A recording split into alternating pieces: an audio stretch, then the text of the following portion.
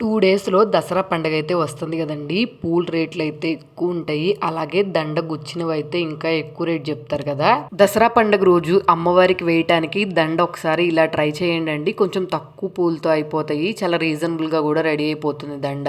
నేనైతే ఈ దండ తయారు చేయడానికి తమలపాకులైతే ఉపయోగించానండి. తమలపాకులైతే కొంచెం రీజనబుల్ కాస్ట్‌లో దొరుకుతాయి. అలాగే రూ. 10కి ఒక 12, 13 దాకా వస్తాయి గదా! అందుకని చెప్పి ఫస్ట్ తమలపాకులు తీసుకొని వాటికి తొడియాలైతే తీసేయండి. తర్వాత ఒకే సైజు లాగా ఉన్న 2 తమలపాకులైతే పేర్లాగా చేసుకొని పక్కన పెట్టేసుకోండి. ఒక సూది తీసుకొని దానికి దారాన్నైతే గుచ్చుకొని రెడీగా ఉంచుకోండి. నేను చూపించినట్టు 2 తమలపాకులు ఇట్లా అటాచ్ చేసేసుకొని పైన చామంతి పువ్వు అయితే పెట్టుకొని ఇట్లాగా నీట్‌గా అందంగా వచ్చేటట్టయితే కుట్టుకోండి.